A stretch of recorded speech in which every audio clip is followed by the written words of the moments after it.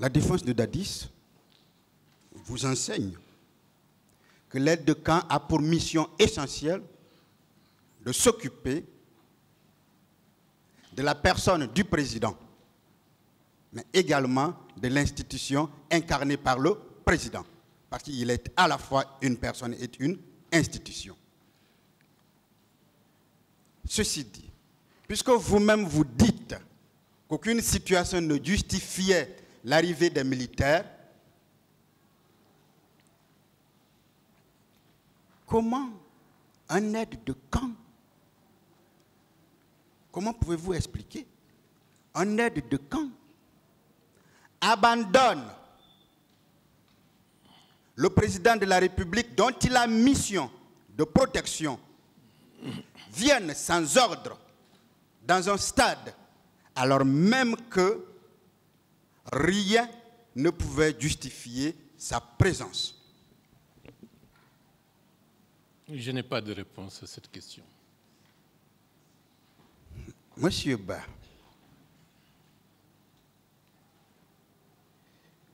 votre manifestation, les manifestants se dirigeaient de quel côté? Comme je vous l'ai dit, le lieu de rassemblement, c'était l'esplanade. Parfait. Certains venaient de la commune de Ratoma en empruntant l'axe Bellevue-Stade. D'autres venaient de l'autre côté, de Matoto, de Madina. Et en principe, d'autres venaient par l'autoroute venant de Kaloum. Tout ce monde-là devrait se retrouver à l'esplanade. Je suis heureux. Et où était la présidence de la République à l'époque? Au camp Alpha Yaya. Parfait.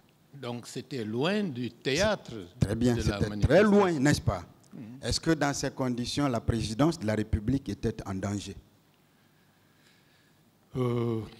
Par le fait de la manifestation, non. Par le fait que de ce que nous avons vu comme horreur au stade, ce sont des questions dont on peut se poser quel était le mobile de ce carnage. Moi, je me situe encore en aval. C'est pour ça que je dis en venant. Les gens se dirigeaient vers le stade, donc le sens contraire de la présidence. Est-ce qu'une seule institution de la République était menacée?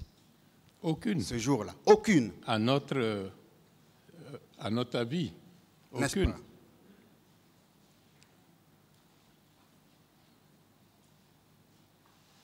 Est-ce que vous qui êtes homme d'État, la police et la gendarmerie qui étaient déjà sur le terrain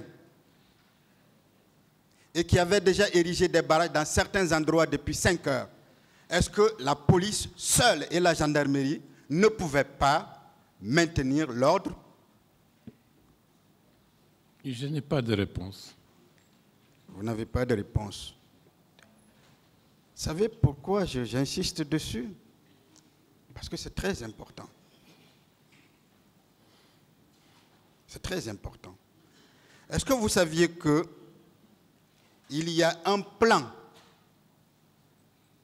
de maintien de l'ordre qui a été établi ce jour-là pour veiller à la sécurité des personnes? Si ce plan existe, on n'a pas vu son apport, au contraire. Est-ce que vous saviez que quand la gendarmerie vient et la police, des personnes qui ne sont ni gendarmes ni policiers et qui ne sont pas chargés du maintien de l'ordre public, on les appelle des intrus. Est-ce que vous saviez alors que ces militaires qui étaient là-bas étaient considérés aux yeux de la loi comme des intrus? Je n'ai pas de réponse.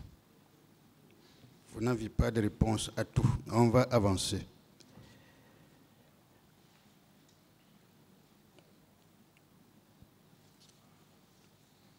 Alors,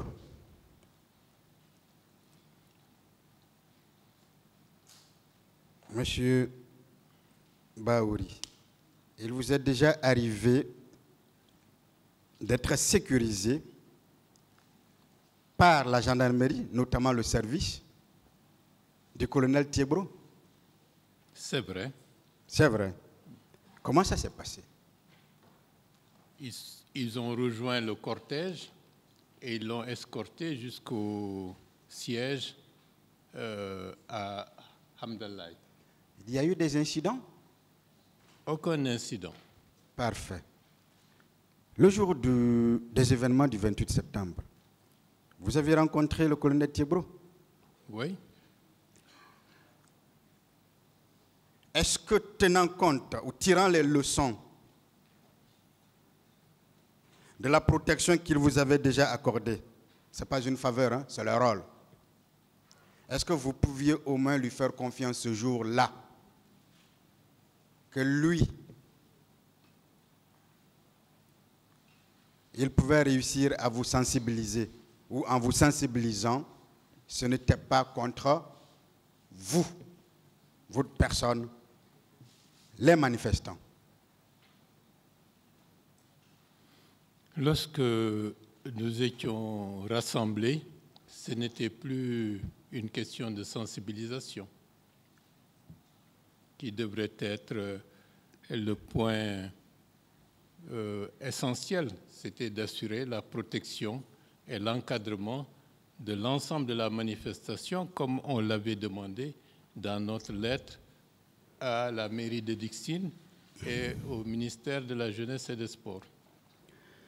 Merci. Restons toujours dans le cadre de la commission d'enquête internationale. Alors, M. Ba,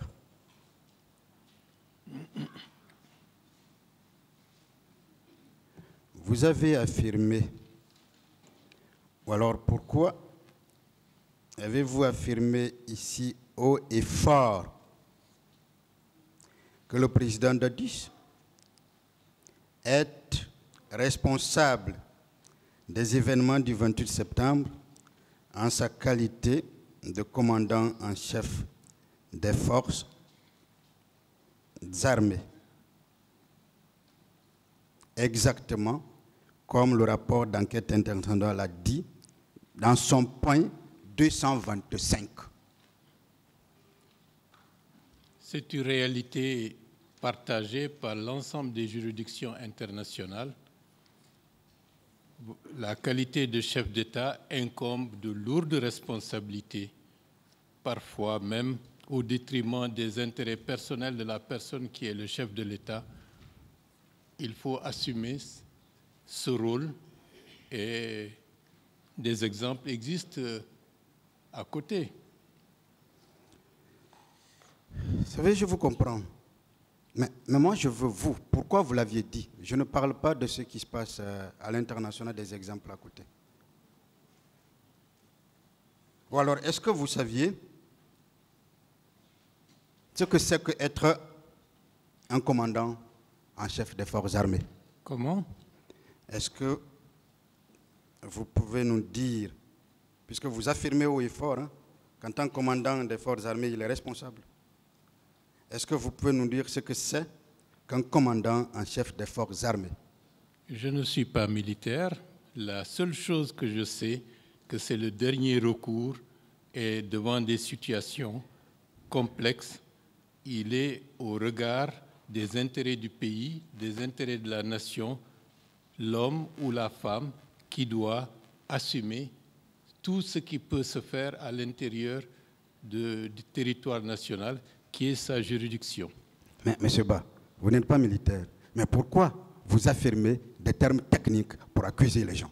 Je n'accuse personne. Mais vous avez dit que le président Dadis est responsable parce qu'il est commandant en chef des forces armées. C'est technique. Vous devrez au moins savoir qu'est-ce que c'est que être un commandant en chef des forces armées.